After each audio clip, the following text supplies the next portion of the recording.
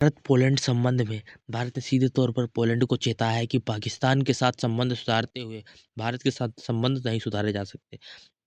Hello दोस्तों, स्वागत है इंडियन चैनल पर। और आज हम लोग बात करने वाले हैं विदेश मंत्री एस जयशंकर और पोलिश उप प्रधानमंत्री राडोस्लाव सिकोर्स्की के बीच उच्च स्तरीय वार्ता। इस वार्ता में कुछ चीजें सामने आई, जैसे कि कहा गया 2024 के बाद जब से पीएम मोदी पोलैंड गए थे, तब से ही व्यापार बढ़ता जा रहा है पोलैंड के साथ। और दोनों नेताओं को पता है कि इस समय वैश्विक उथल पुथल चल रही है, और भारत ने पोलैंड को सीधे तौर पर संकेत दिया है कि पोलैंड की हालिया पाकिस्तान यात्रा और आतंकवादी ढांचे के मुद्दे पर जीरो टॉलरेंस का स्पष्ट संदेश दिया है। और भविष्य की राय एक्शन प्लान 2024 से 28 के तहत व्यापार रक्षा तकनीक में सहयोग बढ़ाने पर सहमति की भी बात की गई है।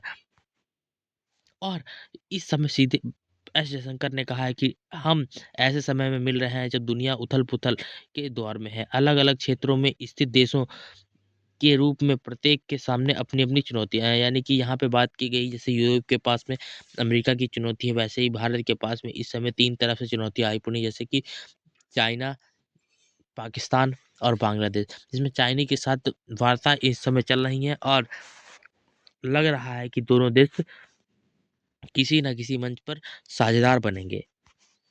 और आर्थिक शक्ति का उद्देश्य 7 बिलियन का व्यापार कर रहे हैं। वर्तमान द्विपक्षीय व्यापार 200% वृद्धि हुई है पिछले दशक में। 3 बिलियन पोलैंड में भारतीय निवेश है। यानी कि पोलैंड में भारतीय निवेश कितना है? 3 बिलियन है। और 200% की वृद्धि के साथ हम 7 बिलियन का व्यापार करेंगे।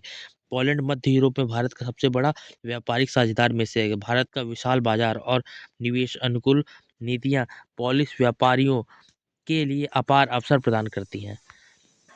और इतिहास भी साझा करते हैं हम लोग, क्योंकि डोबरी राजा जामे साहब, दिग्विजय सिंह, रंजीत सिंह जडेजा दोनों देशों के बीच अनमोल कड़ी हैं। और पोलैंड भी उपनिवेश रहा है कुछ समय के लिए। और पोलैंड में आइडियोलॉजी का विकास और योग की बढ़ती लोकप्रियता दिखाती है कि पोलैंड का झुकाव भारत की तरफ बढ़ता जा रहा है। और इन सब में भारत ने कहा है कि भारत के साथ अगर संबंध सुधारने हैं तो आतंकवाद पर जीरो टॉलरेंस दिखाना होगा। एस जयशंकर ने यहाँ पे कहा है, मैंने बार बार रेखांकित किया है कि भारत को चुनिंदा रूप से निशाना बनाना अनुचित और अन्यायपूर्ण है। भारत ने पेरिस और न्यूयॉर्क में अपनी स्थिति स्पष्ट की थी, और इसके बैठक में दोहराया कि भू राजनीति में दोहरे मापदंड स्वीकार नहीं होंगे जो भारत के साथ किए जाते हैं। और आतंकवाद पर तो सीधे तौर पर भारत ने सख्त नजरिया अपनाया है। पोलैंड के आतंकवाद के पर जीरो टॉलरेंस प्रदर्शित करना चाहिए, और हमारे पड़ोसी आतंकवादी ढांचे को बढ़ावा देने में मदद नहीं करनी चाहिए। ऐसा भारत फर्स्ट टाइम कर रहा है कि किसी देश के साथ वार्ता में इस बात को भी जाहिर कर रहा है कि आप दूसरे देश के साथ, यानी कि पाकिस्तान के आतंकवादी ढांचे को बढ़ावा नहीं देंगे।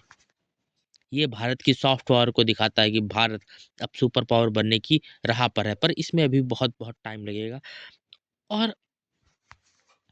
और इसमें इस बात का भी ज़िक्र किया गया कि कैसे पोलैंड में एक जगह पर आतंकवादियों ने ट्रेन की पटरी उड़ा दी थी, पर किसी रेलवे पुलिस लाइन के उड़ाने का प्रयास किया, लेकिन बच गए सब, और किसी भी प्रकार का कोई नागरिक हताहत नहीं हुआ। यह केवल व्यापार युद्ध है। पोलैंड का दृष्टिकोण चुनिंदा निशाने, व्यापार शुल्क और वैश्विक व्यापार अशांति। यूरोप में हम इसके बारे में जानते हैं। भारत का सुधार निसंदेह चुनिंदा निशाने केवल शुल्क तक सीमित नहीं है, इसके अन्य रूप भी हैं।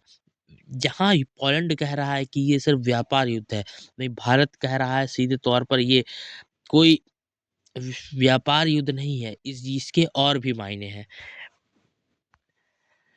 और 2024 से 28 के एक्शन प्लान में व्यापार और निवेश की बात की गई है, रक्षा और सुरक्षा की बात की, हरित प्रौद्योगिकी की विचार बात की गई है, और डिजिटल नवाचार की भी बात की गई है। दोनों देशों के बीच इन सारी बातों पर वार्ताएं होंगी।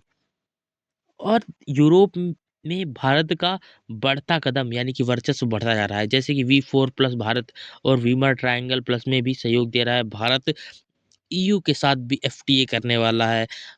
और अभी पोलिश प्रधानमंत्री की भारत यात्रा जल्द होने वाली है, जिसमें कि भारत और पोलैंड के बीच व्यापार में एक नई तेजी हम लोगों को दिखेगी। और निष्कर्षतः भारत अब मुखर होता जा रहा है, क्योंकि वो अपने सहयोगों को बता भी रहा है उसके साथ चलना है, तो किस तरीके से पाकिस्तान को इग्नोर करना होगा।